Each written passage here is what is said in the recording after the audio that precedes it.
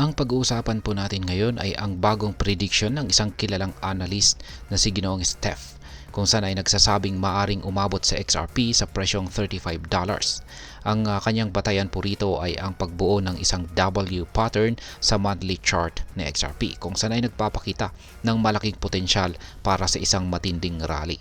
Ngunit gaano nga ba ito katotoo? At ano po ang ibig sabihin nito para sa atin bilang mga Pinoy crypto trader at investors na XRP. Kaya yan po ang siyang ating pag-uusapan sa video na ito. Pero bago po tayo magpatuloy ay nais ko lamang po munang bigyang linaw ang aking disclaimer kung saan ang nilalaman po ng video na ito ay hindi po ito isang financial advice. For education and information purposes lamang po ang layunin nito. Ayan, umpisaan po natin sa kung ano po ang W pattern sa technical analysis.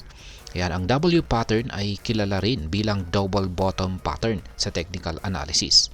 Ito ay isa po itong bullish reversal pattern na nagpapahiwatig ng paglipat mula sa pagbaba patungo sa pag-akyat ng presyo.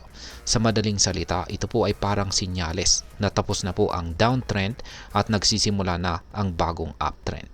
Kaya ayan, meron po tayong apat rito na mga pangunahing elemento ng W pattern.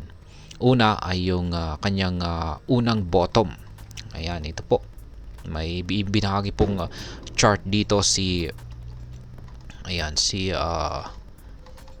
lagay natin. Ayan, Ginoong Steph. Ayan. At yan, yung unang bottom po nito ay ang presyo po ay bumaba sa isang price level na hindi po kayang lampasan ng pababa, kung saan ay ito po yung nagiging unang base nito. Kaya ayan po. Ang midpoint resistance naman, ito naman po yung presyo ng ito po yung presyo kung saan tumaas mula sa unang bottom nito, ngunit hindi po niya kayang maabot ang bagong high.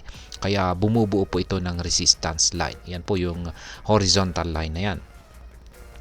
At ang pangatlo ay ang kalawang bottom. Yan po ulit. Yan.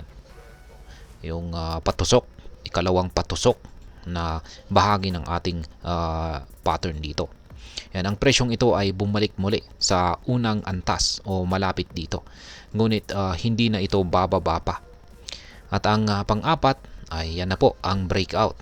Ang presyo po ay pumapalo pataas mula sa resistance line or magkakaranas ito ng breakout or pagkabasag sa resistance at ito yung nagiging senyalis ng bagong bullish trend. Kaya yan, tataas po siya at base po sa prediction ni Ginoong Steph ay aabot po siya sa $35.44.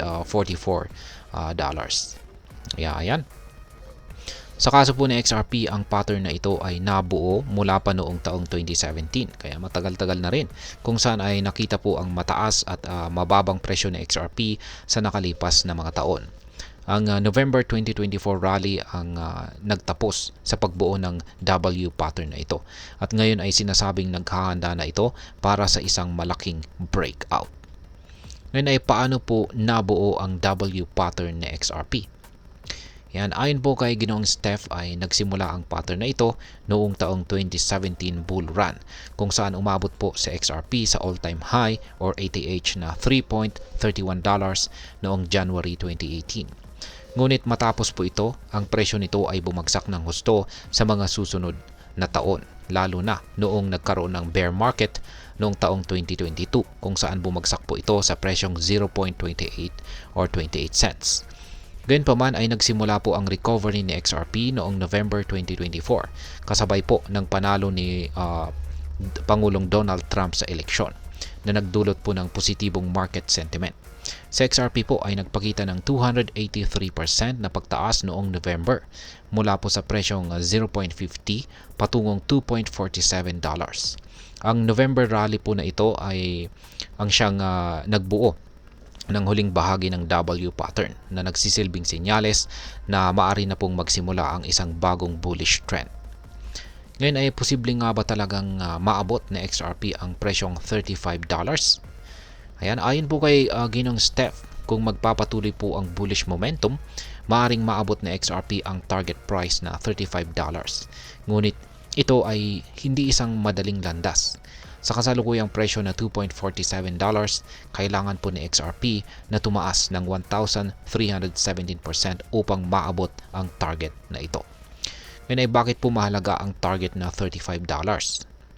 Ayan, una ay ang market cap. Ang market capitalization ni XRP ay kailangan pong umabot sa $1.9 trillion para magkatotoo ito na ito po ay napakalaking halaga. Pangalawa ay ang fundamentals at saka adoption. Kailangan pong magtuloy-tuloy ang positibong developments kay Ripple o sa ecosystem ni Ripple tulad po ng paglago ng kanilang stablecoin or RLUSD, partnerships at mga use cases sa real world. At ang panghuli ay ang market sentiment. Ang interes at tiwala po ng mga investors ay kailangan pong manatiling mataas upang mapanatili ang momentum. Habang maraming analyst ang naniniwala na posible ito, may ilan ding mga skeptics na nagsasabing ito ay sobrang napaka-optimistic at baka hindi maging realidad. Ngayon ay ano naman po ang maaring maging epekto nito para sa atin bilang mga Pinoy crypto trader or investor ni XRP. Ang prediction na ito ay nagbibigay po ng pag-asa, ngunit dapat na rin po nating samahan ng pag-iingat. Kaya meron pong ilang mga bagay na dapat po nating isaalang-alang rito. Una ay syempre ang oportunidad na kumita. Kung totoo po ang prediction na ito, ang pag-hold kay XRP ngayon ay maaaring magbigay ito ng malaking kita sa hinaharap. Pangalawa ay ang risk management. Tandaan po natin na ang crypto market ay napaka-volatile. Ang mga malalaking prediction tulad po nito ay hindi laging nagkakatotoo. I-invest lamang po natin ang pera na kaya nating mawala. At pangatlo ay ang long-term versus short-term goals. Kung ikaw po ay isang long-term investor, maaaring makita mo ang target na $35 bilang isang ambitious target. Ngunit kung short-term trader ka naman, mas mainam po na mag-focus sa mga maliliit na gains habang sinusubaybayan ang market. Ngayon ay ano naman po ang aking masasabi tungkol dito. Ang prediction po ni Ginong Steph ay isang malinaw na halimbawa kung paano ang technical analysis ay maaaring magbigay ng pag-asa sa mga investors. Gayunpaman, dapat tandaan na ang anumang analysis ay batay lamang po sa historical data at projections. Wala pong kasiguraduhan na ang presyo ni XRP ay talagang aabot sa $35. Ang mahalaga ay ang magkaroon po ng tamang mindset. Huwag pong mag-invest dahil lamang sa hype. Mag-research po ng mabuti at intindihin ang mga fundamental drivers ng XRP at ng Ripple ecosystem. Bukod po rito ay isaalang-alang natin ang global crypto trends, regulations at iba pang external factors na maaring makaapekto sa presyo ng XRP. At sa kabuuan, ang prediction po na maaring umabot sa $35 sa XRP ay nagbibigay po ito ng inspirasyon sa maraming traders. Ngunit dapat po natin itong tingnan ng may pag-iingat. Para sa mga Pinoy, ito po ay isang paalala na ang crypto trading ay hindi lamang po tungkol sa potensyal na kita, kundi pati na rin sa tamang diskarte at saka risk management. At sa huli, ang bawat hakbang sa crypto market ay kailangan pong nakabase sa tamang kaalaman at maingat na pagdidesisyon. Kaya tandaan po natin, ang matagumpay na investor ay hindi basta-basta sumusunod sa hype. Isang matagumpay na investor ay lagi pong handa at may malinaw na plano. At ayan, hanggang dito na lamang po tayo sa video na ito mga ka-crypto. Sana po ay inyong nagustuhan ang aking paliwanag sa video na ito. Kung inyo po itong nagustuhan, pag-click lamang po ang like button nito. Marami pong salamat sa panonood. Ingat po tayo lagi at God bless po sa ating lahat.